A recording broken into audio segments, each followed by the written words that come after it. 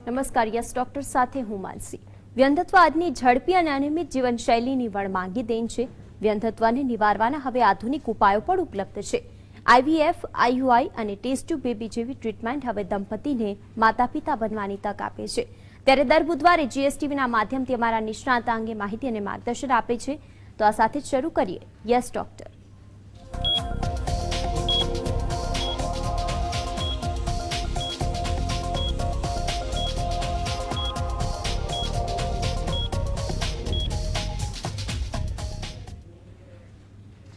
અને આજ અંગે વધુ માહિતી અને માર્ગદર્શન સાથે જોડાઈ ગયા છે જાણીતા વ્યંધત્વ નિવારણ અને test tube baby specialist doctor Jayesh Amin. Doctor, આપનું સ્વાગત છે GSTVમાં. નમસ્કાર. આ ટેસ્ટ ટ્યુબ બેબીના અવેરનેસ માટે શું તમે લોકોને કોઈ સાહિત્ય આપી શકો કે જેથી તેઓ વાંચીને યોગ્ય માર્ગદર્શન લઈ શકે? દર્શક મિત્રો, ટેસ્ટ ટ્યુબ બેબીની આ ચરમસીમામાં બાળક લેવલની એક દરેક યુગલોની એક પરમ આકાંક્ષા હોય છે.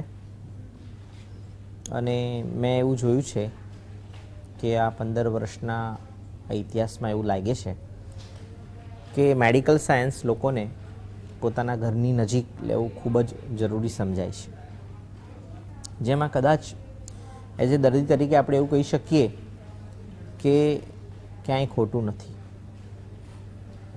આવા સાયન્સની અંદર હું એવું કહીશ કે તદ્દન ખૂબ જ એક્સપિરિયન્સ માંગી લે એવું સાયન્સ, એક મોટી ટીમ વર્કની જરૂરિયાત પડે છે એવું સાયન્સ. આપણે કેવું કે સર્જરી કરીએ બધું કાઢી નાખવું, આમાં આપણે કુદરતનું સર્જન બાળક બનાવવું એટલે એટલું ફાઇન ટ્યુનિંગ કરીને આપણે આગળ જવાનું, એને પ્રોગ્રામિંગ કહેવાય. મારી ભાષામાં હું એવું કહું છું કે આ સાયન્સ એક પ્રોગ્રામિંગ લેવલે છે કે તમારે પ્રોટોકોલ્સ પ્રોગ્રામ કરવા પડે અને એ પ્રોગ્રામ કરેલા પ્રોટોકોલ્સને જો આપણે આગળ વધારીએ તો એમાં એક એવો ક્યુમ્યુલેટિવ પ્રેગ્નન્સી રેટ મળે, ઓપ્ટિમાઇઝેશન જેને કહીએ. હવે ટેસ્ટ ટ્યુબ બેબીનું ઓપ્ટિમાઇઝેશન કહીએ. એક કોન્સ્ટન્ટ સ્ટ્રિક્ટ લેવલે જે પ્રોટોકોલ્સ મેન્ટેન કરવામાં આવે તો પ્રેગ્નન્સીનું એક લેવલ મેન્ટેન થતું હોય છે. અને આવા પ્રેગ્નન્સી લેવલને મેન્ટેન કરવા માટે હું એવું કહેવા માગું છું કે એક જ પ્લેટફોર્મ પર ક્લિનિશિયન એટલે કે IVF સ્પેશિયાલિસ્ટ કે જે પણ તમે એને નામ આપી શકો છો, જે લોકો અંડાશયને કોથળીને સ્ટિમ્યુલેટ કરીને સ્ત્રીબીજ કાઢવાની પ્રોસિજર, એની સાથે એક યુઝ વાસ્ટ એક્સપિરિયન્સ એમ્બ્રિયોલોજિસ્ટ ટીમ કે જે સ્ત્રીબીજની અંદર પુરુષ બીજ નાખે અને ગર્ભ બનાવ્યા પછી એ ગર્ભના ઉછેર માટેની જે એડવાન્સ IVF લેબ અને પછી પ્રોટોકોલ, પાછા ફ્રીઝિંગના પ્રોટોકોલ, ગર્ભને ચાખવાના પ્રોટોકોલ, આ બધી જ વસ્તુ વચ્ચે એટલી બધી માહિતી પૂરી પાડવામાં જરૂરી છે. જી, અટકાવ માંગીશ કેમ કે દર્શક મિત્ર સોનલબેન જોડાયા છે. સોનલબેન, પ્રશ્ન જણાવશો આપ? હા, મને સર રૂમેટાઇડ આર્થરાઇટિસ છે અને મેરેજને 17 વર્ષ થયા, પ્રેગ્નન્સી નથી. ઉંમર કેટલી હશે સોનલબેન તમારી? 40 વર્ષ. 3 વાર IVF કરાવ્યું, ફેલ ગયું. સોનલબેન, 40 વર્ષની ઉંમરે 3 વાર IVF કરાવ્યું છે અને RA ફેક્ટર તમારામાં પોઝિટિવ આવે છે એટલે એની અંદર ઘણીવાર ANA ટાઇટર તમારું પોઝિટિવ આવતું હોય છે અને એમાં ઘણીવાર it is associated with the abortions even after good pregnancy implantations. પણ છતાં બી એક ઓટોઇમ્યુન ડિસીઝ છે એટલે એની અંદર તમે પ્રેગ્નન્સી ના રાખી શકો અથવા તો કન્ટિન્યુ ના કરી શકો એવું થતું નથી. આવા ઘણા કેસો આવીને પ્રેગ્નન્સી લઈને જતા રહ્યા છે. હું એવું કહીશ કે ફાઇન, 3 IVF ફેલ ગયા છે, એનું કારણ જાણવું ખૂબ જ જરૂરી છે. 40 વર્ષની ઉંમર છે એટલે મને મારા એક્સપિરિયન્સ પરથી એટલી તો ખબર પડે છે કે આપણે આગળ શું કરવાનું છે.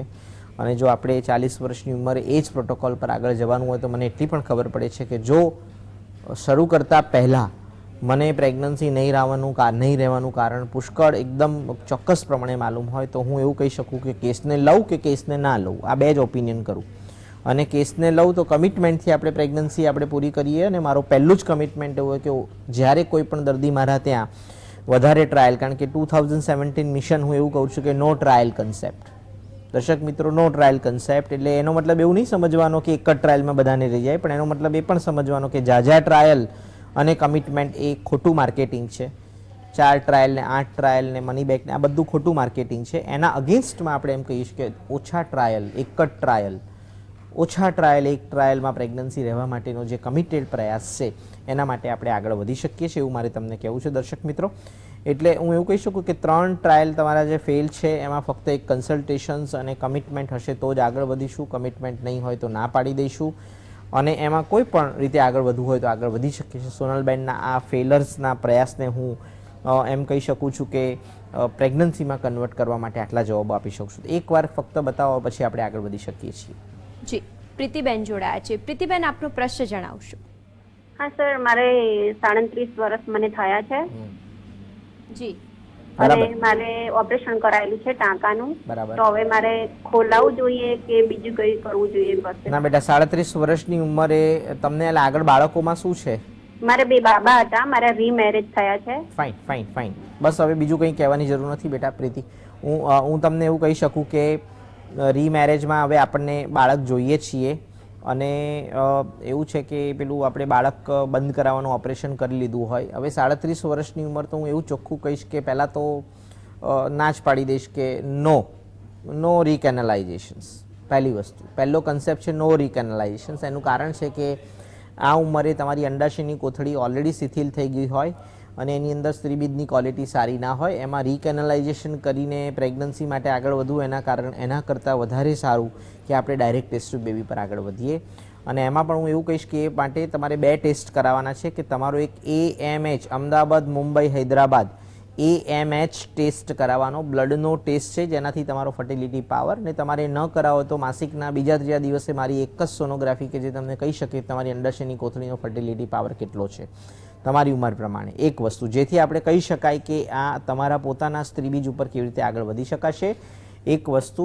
અને બીજી વસ્તુ એવું કહેવા માંગીશ કે પતિના વીર્યનો રિપોર્ટ, આ 2 વસ્તુ કરાવીને આપણે નક્કી કરી શકીએ કે આટલું મેં તમને જે એકદમ તદ્દન નઠારી ભાષામાં મેં તમને કીધું ના નો રીકેનલાઇઝેશન, એ જે કીધું છે એને પણ જો આપણે માન આપવું હોય તો એ માન આપવા માટે શું આપણો AMH અને આપણા પતિના વીર્યનો રિપોર્ટ કરાયા પછી આપણે કયા લેવલે કાઉન્સેલિંગ કરીને આગળ વધારી શકીએ અને વિચારી શકીએ જેમાં રીકેનલાઇઝેશન. પણ હું એવું કહીશ કે આજના આ આધુનિક યુગની અંદર તમારા AMH અને પતિના વીર્યનો રિપોર્ટ કરાવ્યા વગર પણ હું એવું કહી શકું છું કે ના, 37 વર્ષની ઉંમરે જો કોઈ સ્ત્રી મને ડિમાન્ડેડ એમ કે કઈ ટ્રીટમેન્ટ સારી અને કયા તરફ જવાય જેમાં પ્રેગ્નન્સી રેટ અને ઝડપી કારણ કે હવે ઝડપી પ્રેગ્નન્સીનો જ તમારે પ્લાન કરવું પડશે, બરાબર છે. એટલે હું એવું કહીશ કે ના, એમાં હું ટેસ્ટ ટ્યુબ બેબીને વધારે પ્રાધાન્ય આપીશ, નહીં કે હું ટ્યુબને ખોલાવવાનો પ્રયત્ન કરવાની વાતો કરીશ. આ જ વસ્તુ જો 30 વર્ષની સ્ત્રી અથવા તો 30 વર્ષ કે ઓછી ઉંમરની સ્ત્રી મને કહે અને એના AMH અને સીમેન રિપોર્ટ જો નોર્મલ આવે તો again I will in favour કે એમાં હું રીકેનલાઇઝેશનને માન આપીશ. પણ અત્યારે હું આ 37 વર્ષની ઉંમરે હું તમને એવું કહીશ કે ના, ટેસ્ટ ટ્યુબ બેબીને વધારે પ્રાધાન્ય આપવામાં જ પેશન્ટ ખુશ થશે, પ્રેગ્નન્સી રહેશે ને આગળ ઝડપી જશે. જસવંતભાઈ જોડાયા છે. જસવંતભાઈ, આપનો પ્રશ્ન જણાવશો. આપણે મેડમ નળીઓનું એ બધું ચેકઅપ કરાયું છે અને બીજ બનવાની દવા લઉં છું. હા, પણ હવે અત્યારે પ્રેગ્નન્સી રહેતી જ નથી, ઘણા ટાઈમથી દવા લઉં છું. કેટલી પત્નીની ઉંમર કેટલી? તમારા ધર્મપત્નીની ઉંમર કેટલી થઈ છે? 34 વર્ષ. 34 વર્ષ થઈ છે. તમે ટેસ્ટ ટ્યુબ બેબી એકેવાર કરાવડાવી છે? ના, ખાલી રિપોર્ટ કેટલા કરાયા. કેટલા વર્ષનું મંદત્વ હશે? 10 વર્ષ પર લગ્ન થઈ કેટલા વર્ષ થયા છે? 12 વર્ષ થયા. કેટલા? 12 વર્ષ થયા. 12 વર્ષ, બરાબર છે. એટલે 12 વર્ષનું મંદત્વ છે અને પતિના વીર્યનો રિપોર્ટ, તમારો વીર્યનો રિપોર્ટ ઓછો વધતો ચડતો ને બધો જે રિપોર્ટ આવે છે, હું એવું કહીશ કે તમારે હવે કોઈ પણ વસ્તુમાં આગળ પાછળ જોયા વગર ટેસ્ટ ટ્યુબ બેબી એ તમારા માટે બહુ જ પ્રથમ કક્ષાની ટ્રીટમેન્ટ છે, જેમાં હવે તમારે પૈસા બગાડ્યા વગર એ ટ્રીટમેન્ટ તરફ તમારે એપ્રોચ કરવો જોઈએ, એ ટ્રીટમેન્ટ તરફ તમારે દોટ મૂકવી જોઈએ, જેમાં તમારા રિપોર્ટને આધીન થઈને અમે તમને સમજાવી શકીએ છીએ કે કેટલા લેવલે તમને કેટલા કમિટમેન્ટ અને કેટલી ઝડપી તમને ઓછા ટ્રાયલે પ્રેગ્નન્સી મળી શકે છે. એ સિવાયના કન્ડિશન્સમાં હું તમને એવું કહી શકું છું કે એમાં ઓલ્ટરનેટિવ ઓપ્શન્સ પણ હોય છે કે જો કોઈક લેવલે આપણે આપણા ગેમેટ્સની ક્વોલિટીને માન ના આપી શકીએ અને એ કુદરત લેવલે, એ પ્રોડક્શન લેવલે કોઈક અટકી ગયું હોય તો એમાં કોઈ ઓલ્ટરનેટિવ ઓપ્શન સાથે આપણે વધીને આપણે પ્રેગ્નન્સી લઈ શકીએ છીએ. એટલે જસવંતભાઈ, આ બધી વસ્તુમાં હવે તમે તમારા મગજમાંથી બીજા બધા જ વિચારો મૂકીને મારું તમને એક સજેશન છે કે આ બધી જ વસ્તુમાં એક કન્સલ્ટેશન કરીને ગુજરાતી ભાષામાં તમે એને સમજીને તમે તમારા વંધત્વનો અંત લાવી શકો છો. સાથે ડૉક્ટર જોડાયેલા છે. ડૉક્ટર, વધુ એક કોલર જોડાયા છે, કિંજલબેન. કિંજલબેન આપનો પ્રશ્ન જણાવશો. હા સર, હેલો. જી. એ 28 વર્ષની ઉંમર છે મારી અને મેરેજના 4 વર્ષ થયા. બરાબર. હેલો. 28 વર્ષની ઉંમર છે, 4 વર્ષ થયા મેરેજના અને બીજ બનતા નથી. બને છે પણ 10 mm ના જ બને છે, 8 mm ના 10 mm ના. આઈયુઆઈ કરાવે છે બેટા? નહીં, આઈયુઆઈ નથી કરાવ્યું, લેપ્રોસ્કોપી કરાવ્યું. બરાબર છે. કિંજલબેન, બીજ ના બનવાની જે સિવિયરિટી છે ને એમાં કેવું છે, કુદરતી સંબંધની જે ટ્રીટમેન્ટ હોય છે એમાં ખાસ કરીને ગોળી લખીને સ્ત્રીબીજ બનવાની જે ક્ષમતા છે ને એમાં 100% ક્વેશ્ચન માર્ક છે કે ગોળી એ લાસ્ટ આન્સર નથી. ધીસ ઇઝ, હું શું કહેવા માંગુ છું કે એક રેઝિસ્ટન્સ હોય છે ગોળીનો. એવા ઘણા બધા કેસ છે જેમાં અંડાશયની કોથળી, મારી ભાષામાં એને ક્લોમિફિન સાઇટેડ રેઝિસ્ટન્સ કહેવાય. આપણે પેલું થપ્પડ મારીએ છતાં પણ વાગે નહીં એવી વસ્તુ છે. એ આ તમારા કેસમાં આ એ જ વસ્તુ થઈ રહી છે. ગોળીથી સ્ત્રીબીજ બનતા નથી કારણ કે પ્રકૃતિ જિદ્દી થઈ ગઈ છે, ગુજરાતી ભાષામાં આપણે સમજીએ. હવે આવા કન્ડિશનમાં શું થાય છે કે એને ડિફરન્શિયલ ડાયગ્નોસિસ લેવાય. જે હું એવું કહી શકું, ઘણીવાર એમાં મિસડાયગ્નોસિસ એવું પણ થતું હોય છે કે સ્ત્રીબીજ બનતા નથી પણ અંડાશયની કોથળી જ ઘણીવાર મારા કેસમાં એવું હોય કે સાવ પુષ્કળ પ્રમાણમાં નાની હોય અને સ્ત્રીબીજની સંખ્યા જ ના હોય અને એને ડાયગ્નોસિસ થયું ન હોય. તો એના માટે બી એકવાર બતાવવું જરૂરી છે, એટલે ઇવેલ્યુએટ કરવું જરૂરી છે. બતાવવું કરવા હું એવું કહું છું, ઇવેલ્યુએટ કરવું જ પડશે. અને બીજી વસ્તુ, સ્ત્રીબીજની સંખ્યા ઝાઝી છે ને ગોળી રિસ્પોન્સ નથી કરતી, એક અલગ ટાઈપનો કેસ છે. જેમાં જે બીજા ટાઈપનો જે કેસ કહું છું કે સ્ત્રીબીજની સંખ્યા ઝાઝી છે અને રિસ્પોન્સ નથી કરતું, તો એની અંદર આપણે ઇન્જેક્શન્સથી સારો એવો રિસ્પોન્સ લઈ શકીએ છીએ. અંડાશયની કોથળી પુષ્કળ નાની છે અથવા તો એની અંદર સ્ત્રીબીજની સંખ્યા છે જ નહીં અને આપણે એમાં ખોટી બહારથી ગોળી આપીએ છીએ, તો એમાં હું એવું બનું છું 10 mm થી બીજ મોટું ના બને, એમાં કોઈ નવાઈ નથી. એમાં ઓપ્શન વિલ બી ડિફરન્ટ. અને આવી રીતે આ બંનેને બાયફર્કેશન કરવું પડશે આ કેસમાં. અને જે કેસ જે પ્રમાણે હશે, કારણ કે 4 વર્ષનું વંધત્વ અને 28 વર્ષની ઉંમર, જેમાં હું માનું છું કે દૂરબીનની તપાસ કર્યા પછી હવે આપણા માટે 2 રસ્તાઓ, વંધત્વને દૂર કરવા માટેના 2 રસ્તાઓ, આઈયુઆઈ અને ટેસ્ટ ટ્યુબ બેબી. તો આઈયુઆઈ અને ટેસ્ટ ટ્યુબ બેબીમાં શેનો ઉપયોગ કરવો, બરાબર છે. અને એમાં પ્રિસાઇઝ લેવલે હવે હું એવું કહેવા માંગીશ કે આપણે એક રેન્ડમ સાયન્સનો ઉપયોગ નથી કરવો. આઈયુઆઈ ટ્રીટમેન્ટને એક બફર ટ્રીટમેન્ટ તરીકે નથી વાપરવી કે કુદરતી સંબંધમાં ના રહ્યું એટલે પહેલાં આઈયુઆઈ અને પછી આઈવીએફ. આ વસ્તુ તદ્દન ખોટી છે આજના આધુનિક સાયન્સમાં. આઈયુઆઈના ટ્રાયલોથી તમારો ફર્ટિલિટી પાવર ન બગાડો. રેન્ડમ અને હેફાઝાર્ડ આઈયુઆઈ કરવાથી હંમેશા ખૂબ જ નુકસાન થાય છે. પ્રિસાઇઝ લેવલે આઈયુઆઈ કરાવડાવો. એટલા માટે કહું છું કે આઈયુઆઈ ગમે ત્યાં કરાવવાથી, ગમે તેમ કરાવવાથી કોઈ ફાયદો થતા નથી. પ્રિસાઇઝ લેવલે આપણે આમાં વિચારવું પડશે.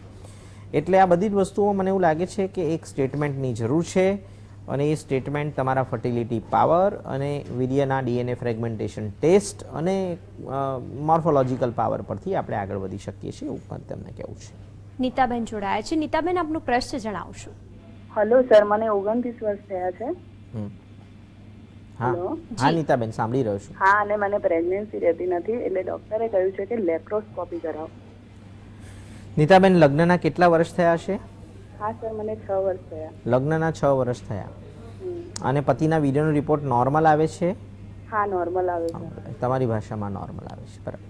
હવે હું શું કહું છું બેટા કે લેપ્રોસ્કોપી કરાવતા પહેલાં પણ હવે લેપ્રોસ્કોપી કરાવી કે નહીં, કારણ કે મને એવું લાગે છે કે વીર્યનો રિપોર્ટ, જેને normal reference value, DNA fragmentation test, morphological assessment, આ બધા જે હું વર્ડ્સ બોલી રહ્યો છું ને એ બધી જ વસ્તુઓ પર એક પીએચડી થઈ શકે એમ છે. એટલે હું કહીશું કે એનું ડિટેલિંગ કરવું ખૂબ જ જરૂરી છે. એ ડિટેલિંગ કર્યા પછી સિમેનનો ફર્ટિલિટી પાવર ચેક કર્યા પછી તમારો ફર્ટિલિટી પાવરની એક ક્યાસ લેવો પડે. ઘણીવાર એવું થાય કે 29 વર્ષની ઉંમર છે, 6 વર્ષનું લાંબુ વંધત્વ છે, જ્યાં સ્ત્રીબીજ બને છે અને છૂટું પડે છે અને કુદરતી સંબંધમાં છતાં પણ પ્રેગ્નન્સી નથી રહેતી.